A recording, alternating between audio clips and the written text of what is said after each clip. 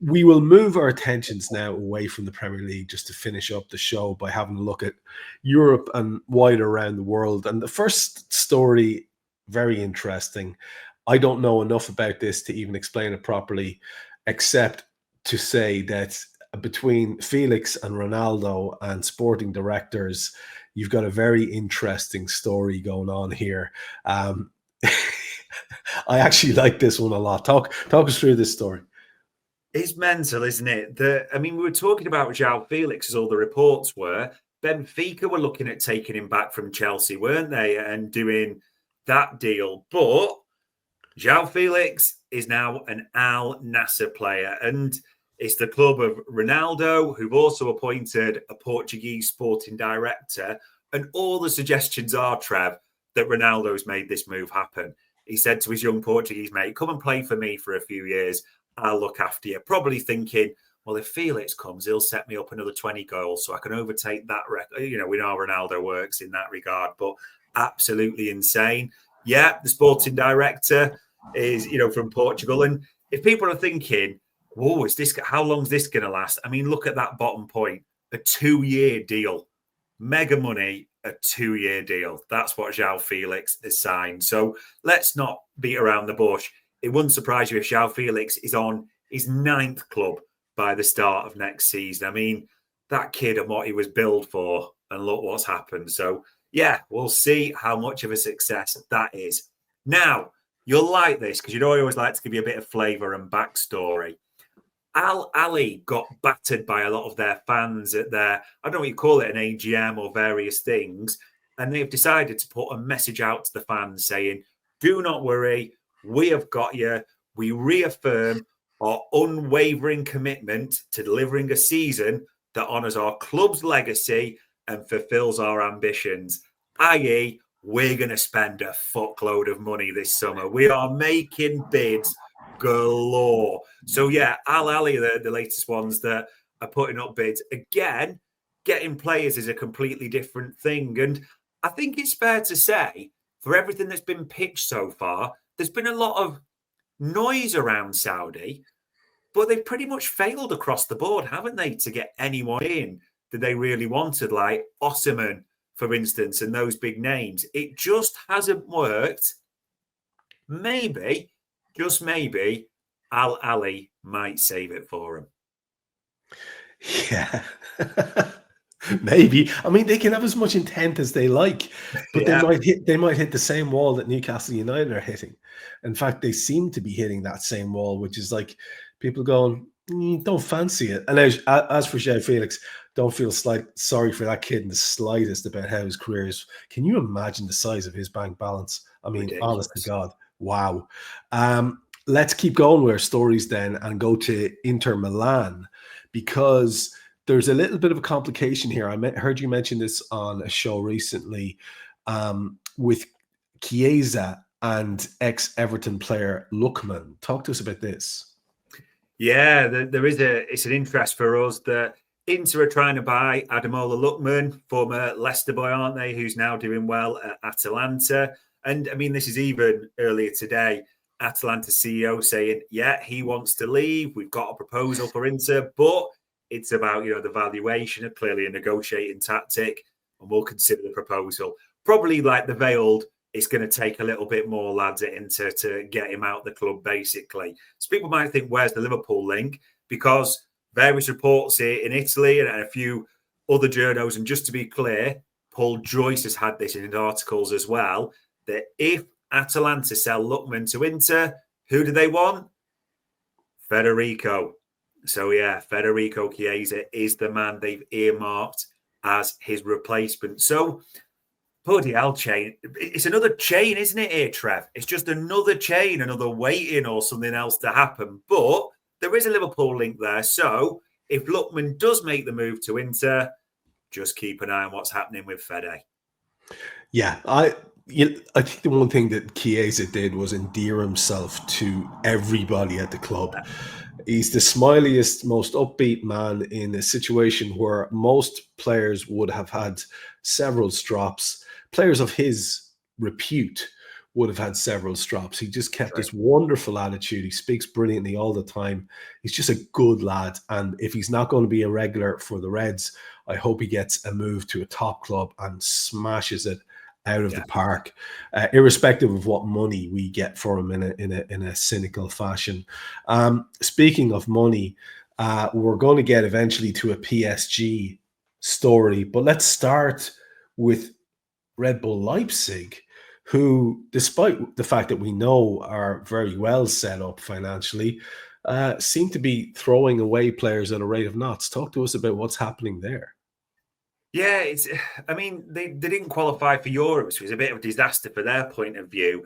And everyone wants to jump ship, don't they? We mentioned Benjamin Sesko before, Xavi Simons expected to go. And now, this is an important name in the mix, Openda, the Belgian international, the other forward that is a foil quite often for Sesko. Aston Villa apparently made overtures, but also he is a forward that Newcastle have also asked about. Doesn't seem high on their list, but again, another one of their inquiries. So, yeah, that Red Bull franchise could be ripped up completely. Although it is just worth mentioning, speaking to one of the Bundesliga journos today, what they did say was, if Openda goes and Xavi Simons, who is expected to go to Chelsea, just keep an eye on Harvey Elliott to Red Bull Leipzig, because he is liked. And obviously, if Sesko, Simons and Openda go, those coffers are well swelled there, aren't they, in Leipzig? So it'll be interesting to see if anything comes of this. But also, Villa looking at Samu, the Portuguese attacker at the same time.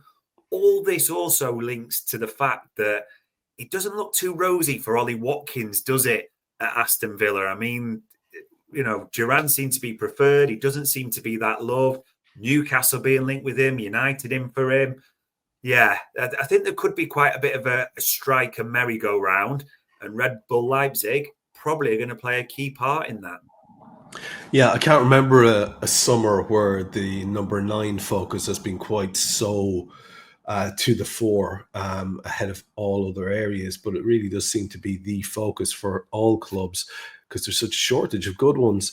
We'll finish then with stories from Paris to Glasgow. We'll start with PSG, who have a few bits and pieces going on, and then I'll let you finish with the Rangers and Celtic stories, I think, but definitely Celtic stories on the horizon. So let's start in France and move our way across to Scotland.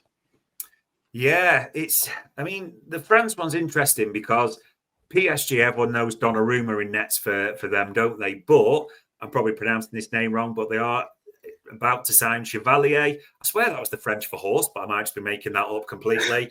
from Lille, who's the younger goalkeeper. And people have had that question mark around Donnarumma all summer. So it is interesting because PSG are paying considerable money for what would be a number 2 normally, wouldn't it? And they've had people like Keylor Navas or veterans in there. But this is serious money for a young keeper, so it throws up questions. And as James Ducker on the Telegraph wrote there a bit earlier today, United inquired earlier in the summer around Donnarumma, and there's suspicions that, again, I'm not sure where United will get the wages or the money. That's maybe a different discussion, but that could come back in at the same time. So it's been an interesting one for PSG this summer. They've not really got anything they wanted yet, have they? They're still trying for Zabiani, the Bournemouth boy. We were talking about that at the start of May, I think, weren't we, as a one that was going to get done, and it's still not agreed. They've just sold or about to sell Skriniar to Fenerbahce. So, yeah, for the club that won the Champions League and you thought then might go big again, nothing too much has happened. So a keeper might be it at the moment. And as for Celtic then? Yeah, this one's interesting. Isn't it? I like this story. Yeah. There's a few. It's interesting the way the Rangers and Celtic are working. They're both set to get youngsters on loan from the Premier League. The Rangers set to get Mikey Moore, the Spurs youngster, the one who played in attack quite often for them in that Europa League campaign. So that's seen as a bit of a coup for Rangers. And Celtic, and I'm probably pronouncing his name wrong, are set to get Simpson Percy, I think it's pronounced, from Manchester City as well. But probably the most exciting bit for us on the screen, and managed to get this verified, Celtic have made initial inquiries around Stefan Bajcetic, who has had a nightmare time recently, didn't he? Had the operation on his hamstring, missed all pre-season essentially, not gone on the tour, of course, because of that. So, yeah, that is one just to keep an eye on. The only other update, which, do you remember we talked about Federico Chiesa being the target for Atalanta? In the last hour or so, Atalanta have had a bid rejected for Crystal Palace's Mateta, their big forward as well. So, I don't know. Do you wonder now if Lookman goes, is it Mateta as the set replacement? Because they've had a bid rejected and suspicion they'll come back at the same time. Last question there, it just occurs to me as you're speaking. Newcastle United and Mateta, is that not a thing? Should that not be a thing? It should be. I think it'd be a good move for them. But for all the forwards they're talking to, he's not a name that I've got. I think he could be a great... They need another one, I think, as well as him, if it was to be him. But, yeah, not one I've heard, unfortunately. And just in terms of your own opinion to sign off and finish the show, the move for Badge to Celtic, what's your gut feeling on that? Because for me, I see someone saying he needs a higher standard football midnight toker there. I can't help but agree with that. I mean, maybe we have the kid up on too high of a pedestal. I know lots of people do. But what is the advantage there? What's the over-under in terms of your opinion there? That is constant first team football in a league that's, rough and ready and pretty quick pace. Could that be a really good thing for the kid? It's hard to tell. This is going to sound absolutely brutal, but just in simple terms, I don't think Bajcetic has got a future at Anfield. That's just my honest take with the standard that's there in the midfield. Trey Ione coming through as well. I don't think it is future. You're right. The kid needs football, absolutely.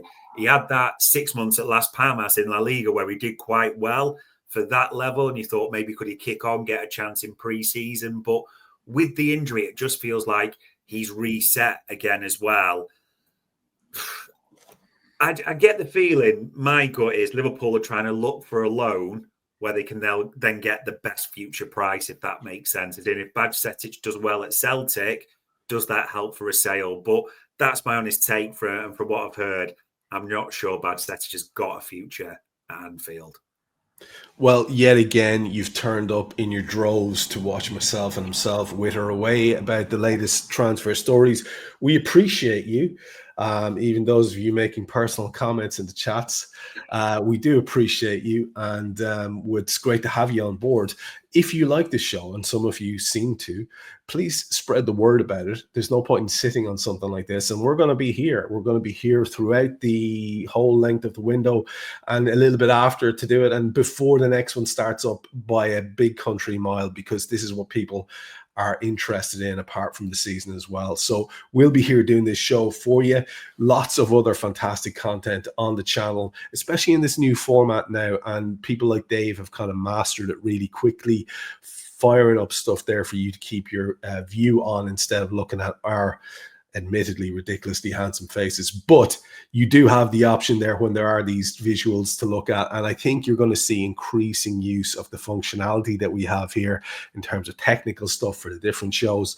So it's looking good. It's looking like an exciting season. Thanks to Dave as always for compiling all that info. Thanks to you for watching along and listening along afterwards.